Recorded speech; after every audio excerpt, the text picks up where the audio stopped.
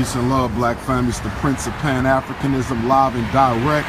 Baltimore, Maryland, Prince Ifa Tunde. I finally found the grave of one of the greatest black men to have ever lived, also from Maryland's Eastern Shore, with ancestor Frederick Douglass and grandfather Stephen and grandfather George and grandmom Annie and grandmom Caroline. This is the great Bishop Alexander Wayman. He was the 7th bishop of the African Methodist Episcopal Church. I repeat, 7th bishop of the African Methodist Episcopal Church. He's buried here in Baltimore. I've been looking for the gravesite for years. I finally found it.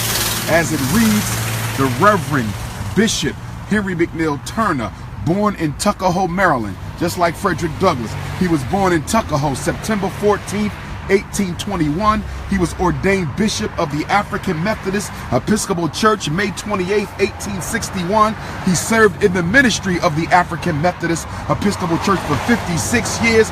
He died in Baltimore, Maryland, November the 30th of 1895 at the age of 71. He was also a station master for the Underground Railroad. In fact, he was the one who was originally recording the narratives of escaped slaves, as we learned during last year's college tour. It was Bishop Alexander Wayman, my ancestor, who was originally recording the narratives of escaped slaves in the Philadelphia Underground Railroad office until William Still came, until he met the great William Still, began collecting the escaped slave narratives, picking up where Bishop Alexander Wayman left off. It was this pastor of the AME Church who helped to spread the mission of the AME. He built churches all the way to Texas, all the way to Florida, all the way to California.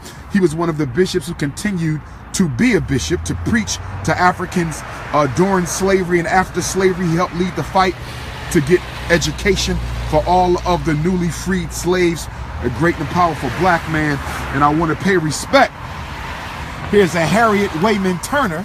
I got to do some research on Harriet Wayman Turner, but as y'all know, Bishop Henry McNeil Turner, one of my heroes, was the, what was he, the 12th or the 11th bishop of the African Methodist Episcopal Church.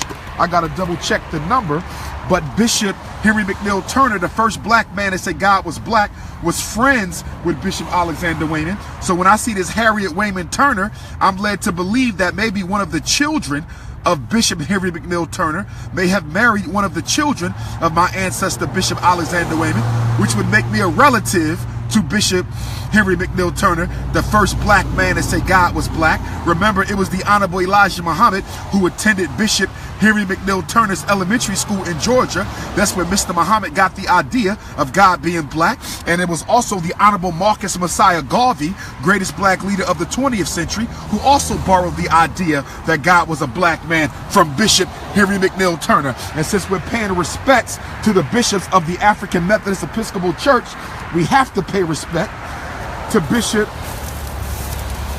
Daniel Payne. This is the gravesite of Bishop Daniel Payne. Some of y'all should know Bishop Daniel Payne. He was the 6th bishop of the African Methodist Episcopal Church. He was the 6th bishop of the African Methodist Episcopal Church. And this is the first black man. I said this was the first black man. I said this was the first black man to be president of a college in the United States. I'm going to repeat it. The first black man to be president of a college in the United States. The 6th bishop of the African Methodist Episcopal Church, Bishop Daniel Payne. Wilberforce University. Shout out to all HBCUs. Shout out to Wilberforce University. But this is the gravesite of the very first president of Wilberforce University and the first black man to serve as a president of a college in America. He also helped to fight against slavery.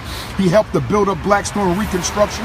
And along with my ancestor, Bishop Wayman, it was Bishop Payne who helped spread the black liberation theology of the African Methodist Episcopal Church. Remember, the AME Church, the African Methodist Episcopal Church, is one of the only denominations, if not the only denomination, okay, original denominations that actually taught a black Christian theology. It was a race-based theology, and that's why the flag of the African Methodist Episcopal Church is red, black, and green, the colors of Garvey. I said the flag is red, black, and green, the colors of Garvey. So all y'all hotepping out there, who's criticizing African Methodist Episcopal Church, I just got one question. Because I'm not Christian, but I respect all great African ancestors. For all y'all hotepping Muslims and Hebrews and Moors and hating on AME. I want to know, what has your movement did more than the AME? The African Methodist Episcopal Church did more for black folks than all of you new black religious movements put together. I'm going to say it again. The African Methodist Episcopal Church has done more for black folks than all of your organizations put together. And that's no disrespect, but we got to make sure we keep our criticism within context. That is no disrespect, but we got to make sure we keep our criticism in context. So I'm just happy right now that I finally found the grave of Bishop Wayman. I just came from visiting my ancestors' graveyard, the great Stephen Henry Bailey and the great Caroline Wilson Bailey. I just came from their graveyard and I drove straight up here to visit the grave of Bishop Wayman. Glad I found it. I Googled it again. I've been looking for it for years. Finally found it. Ashe. This may be the grave of his wife who survived Bishop Wayman. Ashe. Rest in peace to the Queen Mother, if that is her. Okay, so we here, Baltimore, Maryland. So many great black folks are buried here in Baltimore. There should have been a stop on last year's college tour, but it will be a stop on this year's college tour. Should have been a stop on last year's college tour, but it will be a stop on this year's college tour. So this is the Prince of Pan-Africanism signing out. Just wanted to let y'all know we got two of the greatest black men. Two of the greatest black men right here. First black college president, Bishop Payne, 6th Bishop of AME, and then we got the 7th Bishop and my ancestor, 4 times great grand uncle, Bishop Alexander Wayman, who was married to my who was the uncle of my 3 times great grandmother, Annie Wayman, who was married to my 3 times great grandfather, George Washington Bailey, the nephew and cousin of the great Frederick Douglass. Ashe, Ashe, Ashe, we riding out.